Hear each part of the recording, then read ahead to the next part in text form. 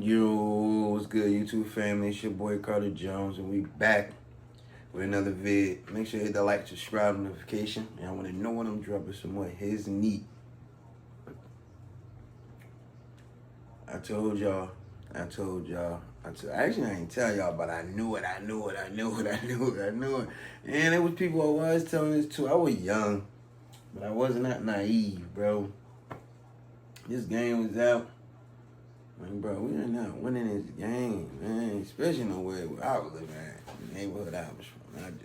We not winning this, bro. And I wasn't even eating there, so I'm not about to go eat there just to try to smack that joint. Now, when I was younger, wherever my grandmother fast food she bought from, we would eat there. But that really wasn't one of the big spots we ate from. Like, we was like, we gonna get something from Wendy's to Burger King. We never really was like, I was never the Happy Meal type of kid anyway.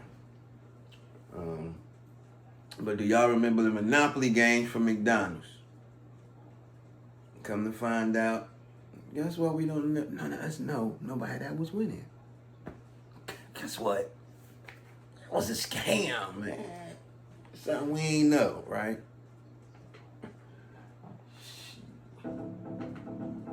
Damn, listen to the music. Inside a stuffy field office of the You hear the music come on. FBI in Jacksonville. It's a notoriously sleepy outpost of the Bureau until today. Damn. Getting some hella bogeys. A mysterious informant calls up the office to let them know that the famous beloved McDonald's Monopoly game is rigged. It always somebody gotta tell though. Like, God, damn, you can't do nothing without at least somebody telling for nothing. They ain't in trouble.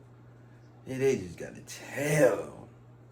And it ain't like you can go tell a friend. If you wanna go tell that bad, you gotta go tell the authorities, boy. Then you gotta tell somebody, this bad, I can hold this secret. I'm gonna explode.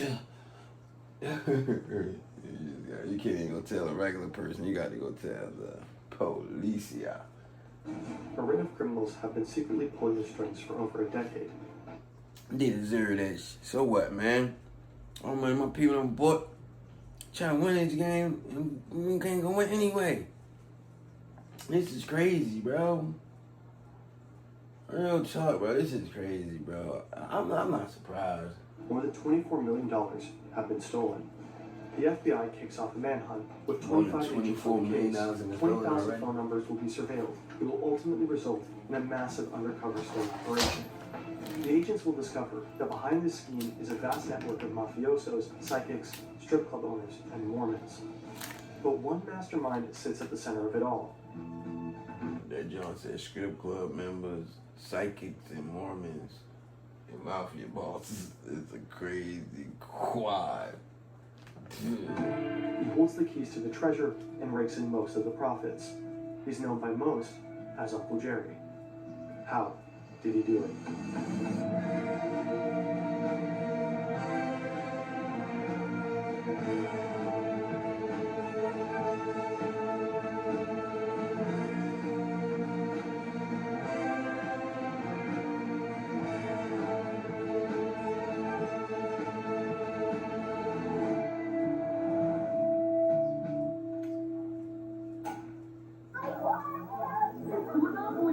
Only at McDonald's. With over 50 million prizes, it's supersized excitement.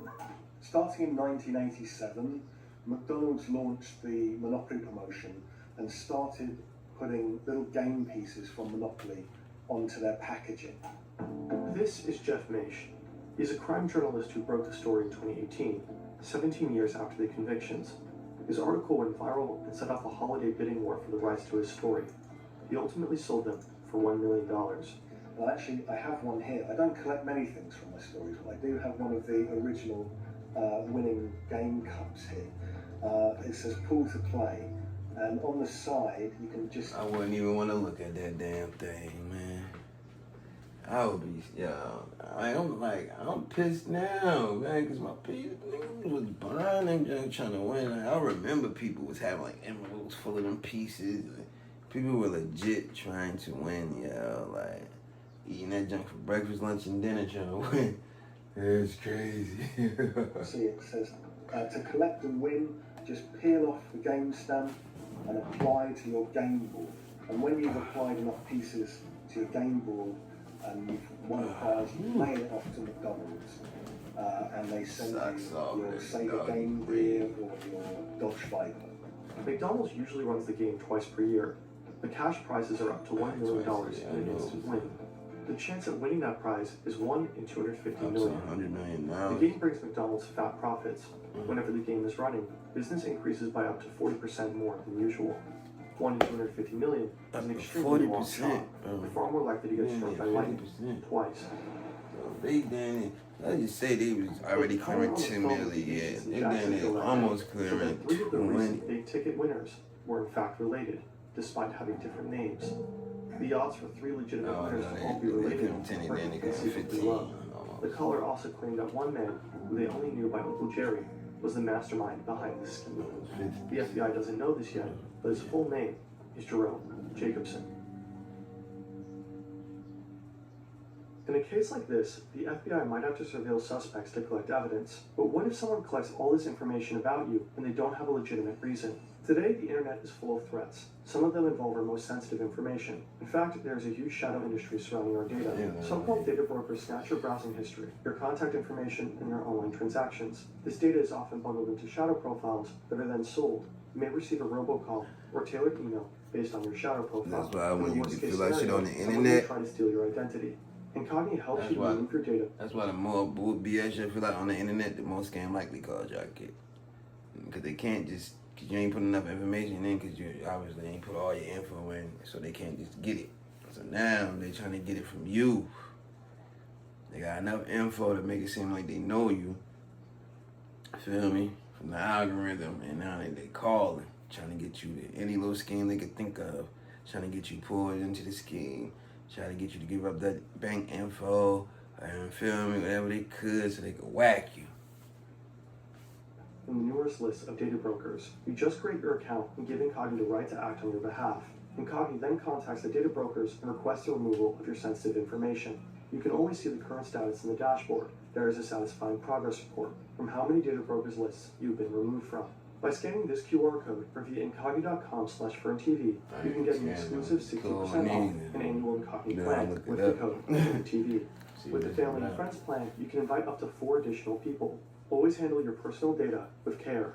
Jerry Jacobson is one of those just incredible characters in American true crime history, because he was at one stage a good guy, a police officer Uncle Jerry. in Florida. As a kid, Jerry is obsessed with becoming an FBI agent. When he starts working as a police officer, it seems like he's on that track. But his career in law enforcement is very brief. He develops health problems and is unable to continue. Later, he finds a job in security at Simon Marketing. This is where he really finds his stride. He's known for being ultra-professional and ultra-fastidious. So he quickly rises through the ranks. See, that's what. It's always the ones that want to be on you, that are super checking you. They're the ones that be doing shit, bro. I'm telling you, man. All this time, people ain't winning because Uncle Jerry, y'all. Uncle Jerry did it, man. In years, he's earning 6 times his police officer salary. Damn, 6 times the cop salary. It's the end of the 80s. Jerry is now the head of security. That's greedy in the morning. McDonald's outsourced. He already earning 6 times his police officer's salary he was making when he was a cop. He got sick, couldn't do the cop job, got hired for the security firm, and they paying him 6 times the cop pay, bro. He eating. He like an executive. He making executive money. He definitely making 6 figures. Clean. I don't even know if a cop what a cop make. The guy make at least like $40K a year. He making 6 times that. Bro, he clearing a few $100,000 a year, couple $100,000 a year. Bro, you still being greedy? This is almost all of their promotional activity to the company. So when the chain comes up with the ingenious idea of starting a monopoly promotion, Simon Marketing is tasked with producing and distributing the game pieces. So it was Jerry's job to ensure the security of the entire promotion. So he arrived at work, he had to supervise the big supercomputer that would draw the winning piece He would supervise the technicians who were putting the winning tokens onto the packaging. He had to personally scissor them out from a printing press. Jerry's a tough boss. As a former cop, he's obsessed with rules and security. He's constantly writing up people for little missteps, and he hounds everyone in the factory involved in token production, even following them to the bathroom and checking their shoes to make sure none have been stolen. Jerry personally delivers the winning pieces to McDonald's packaging factories across the country. He hides each piece in a secret vest that he wears under his shirt as he's travelling around the United States, feeling a little bit like a secret agent or a superhero with a secret. Every time he arrives in a new state, he's carrying a secret piece that's going to make somebody a millionaire. When new game pieces are released, Jerry makes a big, flashy show of how secure the process was. In truth, Jerry starts stealing from McDonald's. Goofy, His first man. theft is small fry. At this point, he only wants to help his stepbrother Marvin Braun out, and maybe show off a bit to prove that he can.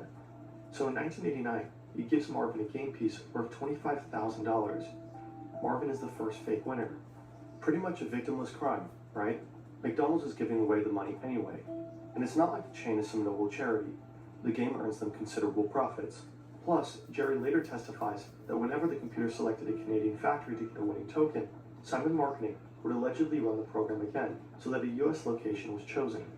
In Jerry's view, this means the game is already rigged in favor of American players. So why not get his own piece of the pie? That's crazy. They see? And then one day he's talking to his butcher in the local supermarket, and he tells the butcher what's going on, and the butcher says, well, I'd like to win. Jerry agrees, but he wants to make sure that nothing traces back to him. So he instructs the butcher to give the prize to a friend of his. And of course, Jerry turns on his television one day, and there's a commercial from McDonald's with a lucky winner in it, and he sees his butcher celebrating his win, and he goes crazy. And he calls the butcher and says, what are you doing? We know each other. You can't. We're friends.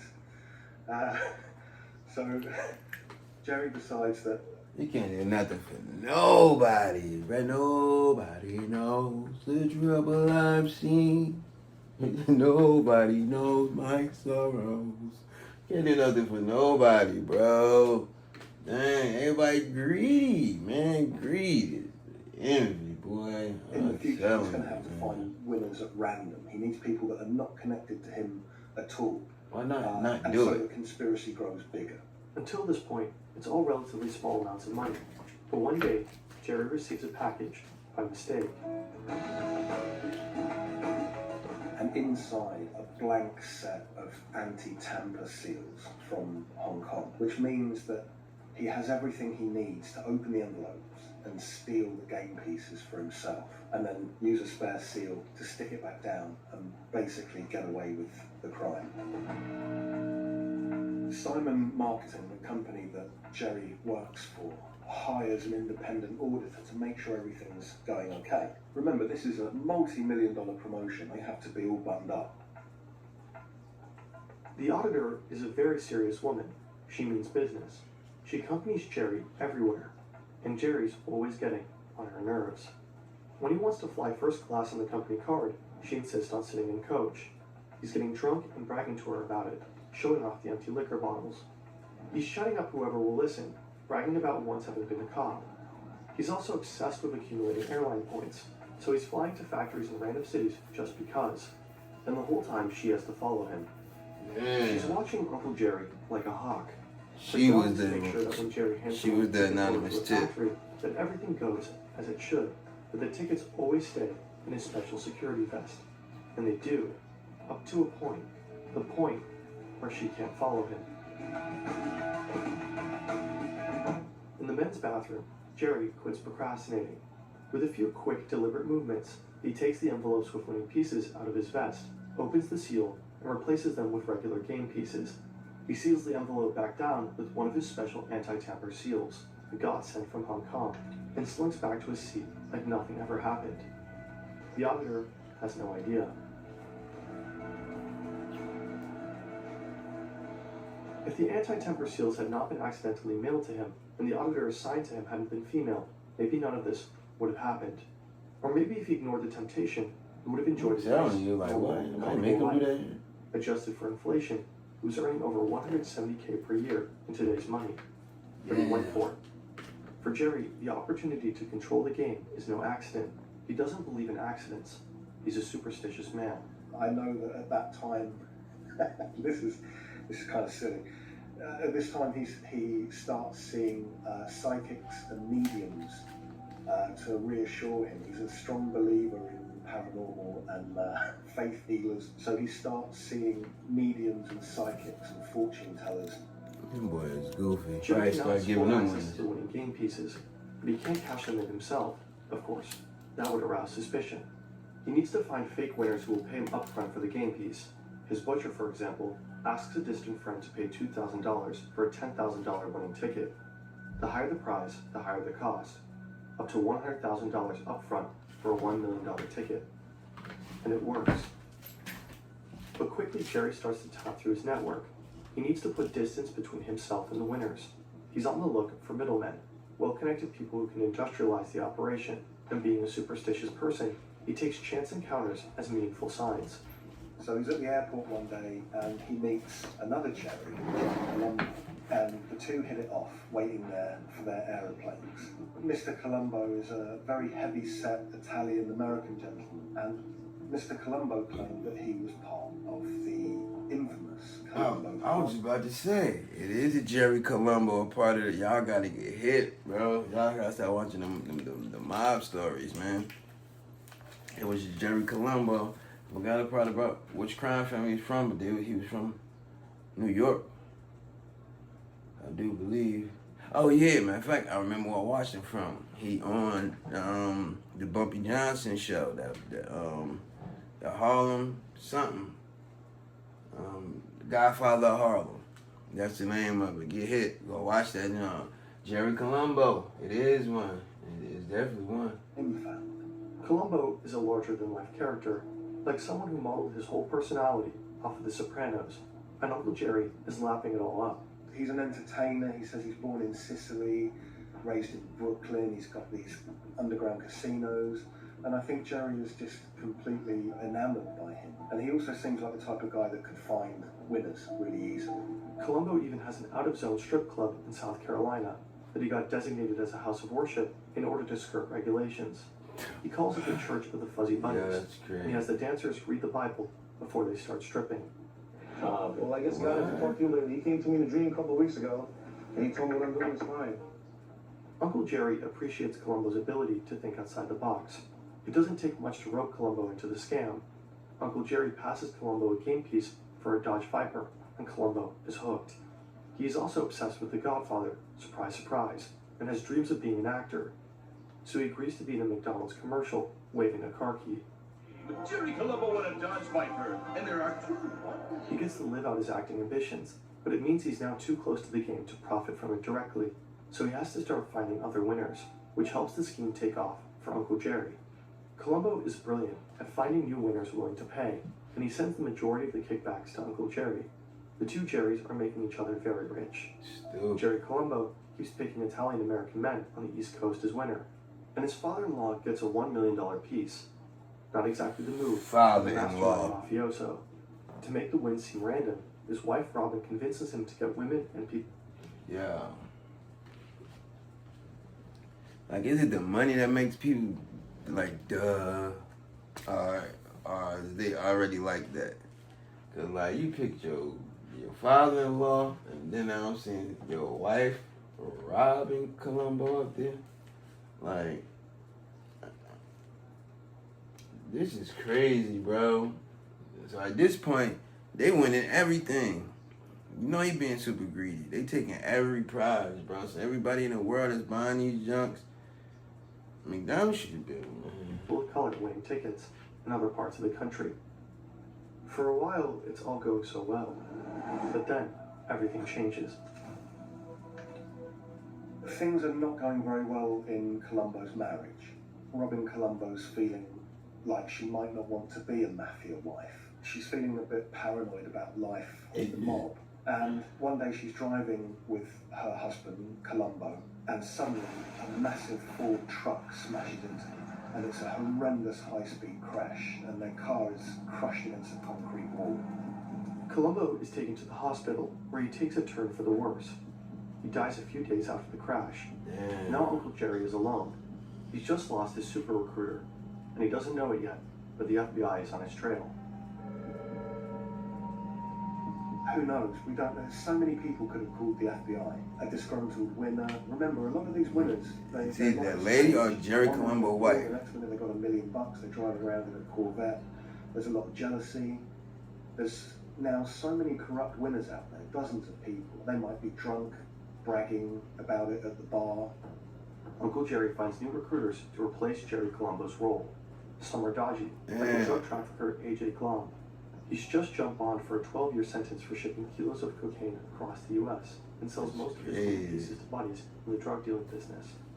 Other recruiters that Uncle Jerry finds are seemingly upstanding, like the Mormon Dwight Baker, a beloved member of his church with no previous criminal record. He's a real estate developer with 5 kids trying to get his dreams for a golf course and a luxury resort off the ground. But he struggled to find investors, and he also owes tens of thousands of dollars in back taxes. A windfall would really help him, so despite his moral misgivings, he gets involved in this scheme too. But none of the recruiters are careful enough. The winners they select aren't random. No, they keep picking people they know, goofies. There's no Back in definition of 2000, random. The FBI gets the name Uncle Jerry from the informant. They know I nothing wasn't about even who thinking he about is. you. Is he a McDonald's insider? Is it even a real name? McDonald's shares the contact information of all the previous winners with the FBI. To find out who Uncle Jerry is, the officers analyze the winners' phone records to determine who they were in frequent contact with right around the time of their win. All these people, who are seemingly unrelated and don't know each other, were in contact with a certain Jerome Jacobson. The FBI is sure they found their man, but they need proof, like a taped conversation with Jerry and a fake winner that spells out what they're up to, evidence that no jury could deny. They convinced McDonald's to run one more Monopoly game to catch him red-handed. It's certainly a reputational risk for the company. How would the public feel if they found out McDonald's had run a game they knew was rigged? But the company also wants to know who'd stolen millions from them, so they comply. Together with McDonald's, the FBI come up with a McSting. They create 2 big wins worth $1 million each. They then monitor Jerry Jacobson and his network closely and wait for someone to claim the prices. They already They listen ate. in on a phone call with a friend of the Mormon Dwight Baker, Huey. He says that he plans to sell the winning prize to someone in Texas. This someone turns out to be his brother-in-law, who tries to claim the price a few days later. The second big winner is Michael Hoover. He was recruited by Andrew Glom, the drug trafficker. Now, Mr. Hoover is bankrupt and a casino pit boss in Rhode Island. So a bit of a sketchy character. So he rings the hotline and says, I found $1 million. Unsavory character. Now, this is the thing. They had already done whacked them mad times. Like, ran them out. They doing the one last game with 2 winners. Why not let it go off unhinged, right? Let's just say this, right? Let it not go off unhinged and 2 pure people get picked. That would make the scheme look 50 times better. Like y'all wasn't never doing this scheme. Goofy, man. I'm pretty much sure you knew that they weren't about to do another game. Pretty much sure you knew they weren't about to do another game. And they decided we're going to do one more. Yeah, this nigga's so full of himself, he ain't even worried about police. On a game ticket. So the FBI and McDonald's decide to go down there to meet him. They knock on the door, they've got a giant check, you know, the comedy-sized checks, and a video crew, and all of the McDonald's staff are actually FBI agents who are undercover. And so they do a television interview, and Mr. Hoover gives this long-winded story about how he found his magic ticket. He bought a copy of a magazine, and the magazine had fallen into the sea, and then he bought another magazine and the ticket was in there. So the camera crew listened to this very patiently. The men behind the camera are undercover FBI agents, and they give him his prize and they take all that evidence, and not long after that the FBI descend and they arrest everyone. So the FBI fans out, they arrest Uncle Jerry at home. Goofy, man. Over 50 people were indicted, and dozens of wins were proven to be fake. Jerry admitted on the stand to having stolen 60 game pieces. And for a while, America followed the consequences intensely. So many millions had played the McDonald's game, so people were invested in the story. Burger King tried to get a class action lawsuit together, alleging fake advertisement. The trial began on September 10th, Yeah, 2001. Burger King. Let me tell you something about Burger King and McDonald's. Y'all think that hatred is fake? Y'all need to go. Matter of fact, don't even worry about it. I got you. I don't know what am I talking about. Then the world's attention shifted.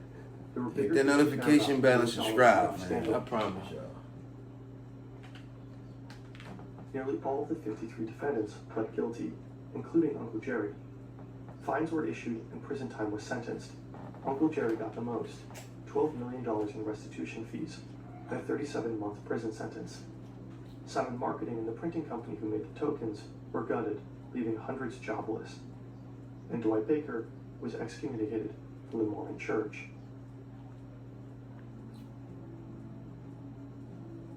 The game of Monopoly was invented in the 1930s, the decade of the Great Depression, by a feminist activist. She intended to teach people about the evils of wealth accumulation. By the 1980s, the decade of greed, the game's original purpose was distorted. McDonald's, a multi-billion-dollar corporation, used it as a way to make even more money. Then, that game was overtaken by an ex-cop called Uncle Jerry, who defrauded the corporation of millions. Can't believe He you, turned man. himself into a real-life Uncle Pennybags, running around the United States, giving some people money, but taking more for himself. The perfect American fable. Uncle Jerry lived the high life for over a decade, but as anyone who's played Monopoly knows, sometimes you have to go to jail. It's just part of the game. Not pass go. Not Considering collect the huge 200 amount of money pieces, stolen, Mr. Jerry. the high price the investigation cost U.S. citizens, and the many people who lost their jobs through no fault of their own, Uncle Jerry's 3-year sentence feels like a light slap on the wrist. He's retired in Georgia with his 7th wife in a nice big house. Sure, he has to pay back $12 million, You know how much but you the probably relaxed got, rate though? of just $370 per month. Besides, people who are close to him are sure he kept some millions buried as a contingency plan. That's just the kind of guy Duh. he was. I heard a nigga retired. I think he got 2 years. Retired, living in a big house with his 7th wife. Bruh. What am I doing? Y'all can't look at that. Bruh. You feel me? Get off that. You feel me? Yeah, I can see the reaction stories I'm about to have.